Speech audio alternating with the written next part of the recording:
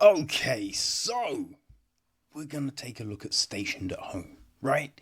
This is the feature directorial debut from Daniel V. Masciari, right? It is written by Daniel, right? And he developed the story with Vincent Crone and Jackson Jarvis. The film is produced by Matt Fleck, Justin Hank, Bethany Hedges, Jackson Jarvis, and Eliza Van Court. It is associate produced by Robin Alpou, Clayton Dubin,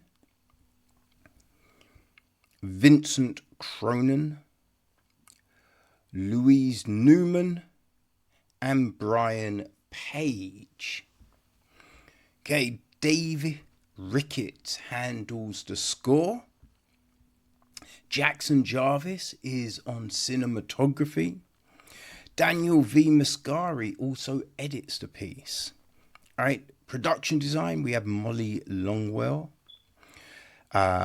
Molly Schneider is art direction.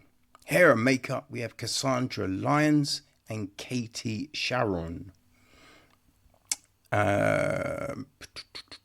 Who else do we have? Daria Huxley, Jackson Jarvis, Louisa Judge, Zach Mulligan, for Canal Moomin, down with our visual effects. All right, Riley Barnes and Spencer Barnes handle our stunts.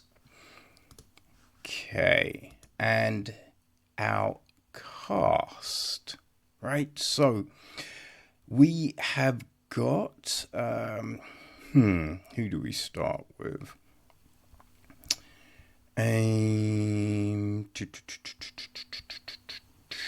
Okay, let's go with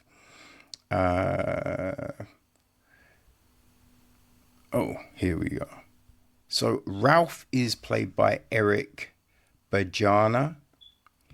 Harry is played by Darryle Johnson. We have Robin, played by Jamie Donnelly. Right? There is Jack, played by Jeff DuMont. Right? Frank, played by Ruby Max Furry. Elaine, played by Eliza Van Court. Right? Albert, played by John Caesar. Hugh, played by Andy Rich. Holly, played by Drea Berg. Right? Cynthia, played by Misty Monroe. Our radio DJ is played by Scott Williams. We also have got George, played by Peter Foster Morris. The mayor, played by Robin Alpou. Heather, played by Marissa Cordino. Joe the cop, played by Alec Osinski. Stanley, played by Endris Kincaid. Marlene, played by Kieran Munson-Burke. Damien, played by Elijah Brown. Oyap is our doorman. And the strip club patron is played by Justin Tredo. Okay, so what is the film about, you may ask? Well, on a clear and frigid Christmas Eve in 1998, in a small forgotten city, a solitary taxi driver on the graveyard shift breathlessly awaits the sight of the International Space Station. As the hours count down, a parade of offbeat misfits derail his plans, propelling the story to its exhilarating climax. So, that is it. And man, like, as I said, Ralph, he just, he wants to, I think, see the space station, right? And see these sights in kind of homage to his mum. She always said, don't forget to look up, right? And so, when he goes back home, right, he sets out all of these like toys I think his mum gave him. And he puts a picture of her up on top of this kind of display cabinet type thing he's got, right? And yeah, he's kind of planned it out to be home. He's got a telescope to watch this once in a lifetime occurrence, But he's the kind of guy that finds it hard to say no. So, his boss is like, just take one more fare, right? Just do this. And he says that his boss gave him a job when he really needed one. So now he feels, beholden to that. And people, like, can you just do, and he does it, right? Which then puts him on this strange path where he just meets all of this and these mismatched misfits, as it were. And he just stops off in the weirdest places, right? Having the weirdest fares. And we just get this odd story, right? Because it's kind of going all over the place. But our threads find a way to connect to each other, right? Most of our characters kind of interconnect, interpass in some point of our film.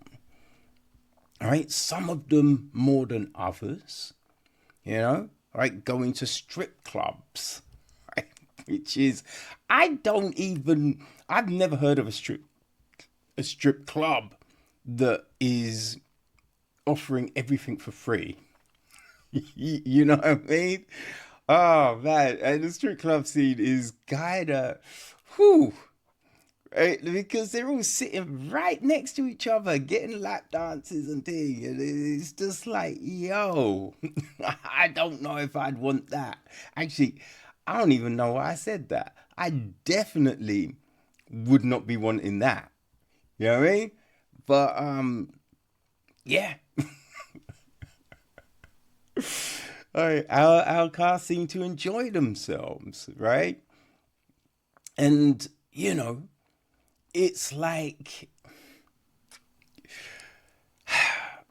Ralph, he's trying to get home, but just all of these things are hampering his ability to kind of fulfill this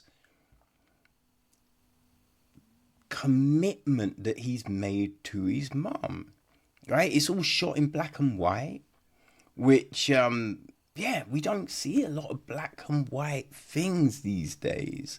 So it does automatically kind of give you that old school vibe, right? Like something like It's a Wonderful,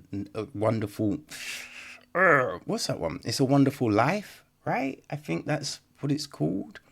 I've not actually watched it, but I've seen like images and little clips and snippets, you know what I mean? And yeah, it's kind of got that vibe, right? It's kind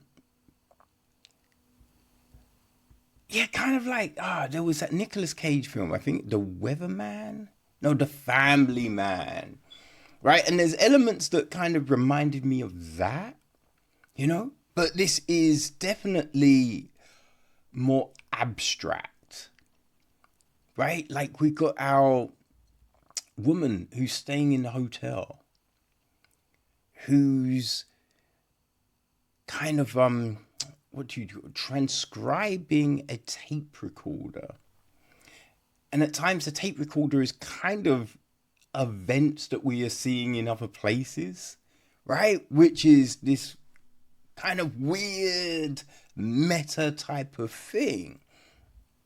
But yeah, it's odd for sure. It's definitely odd. But there is a charm about it. Right? Like, I think there's, at the beginning, you might be wondering where we're going, right? And who these odd people are, right? And you're going, wait, what are we doing? Because we got I don't know if it's a dad and son or a granddad and, he's what, that would be nephew?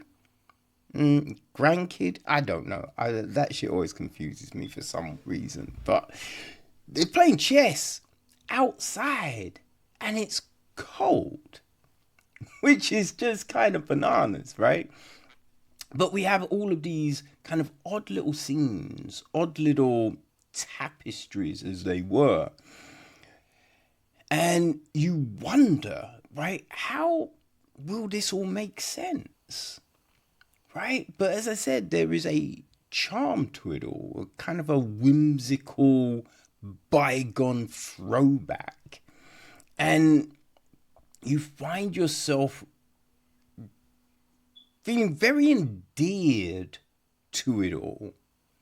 Right? You just kind of, your heart's warming to these people and you want to know, will they, right, fulfill their plans, right? Will they get home to their daughters? Will they get to see this spectacle in the sky? Will their viewpoints be changed on, like, landing on the moon and all of these kind of things, right? It just warms you. It really does. And even at the end, where you might think there is a kind of a pessimistic happening, there's still something about it, right? There's still something about it. And it's like, the mum seems like it all seems to have maybe like it would appease the mum. The mum will be satisfied with everything that has actually occurred. Right? For his debut feature, Daniel has done something very interesting. Right? Very interesting to tell a kind of non-narrative story that does have a story weaving through all of these pieces, all of the minutiae, and have it still connect with the viewer, right? Have it still feel like intimate and warm. Because that's what it is. It does feel intimate. It does feel warm. It does feel homely, right? Which, is stationed at home, right? So it does feel all of those things. And he's managed to do that with this, raggy doll of a film. You might not get the reference, people. But yeah, I kind of feel like people will gravitate to this.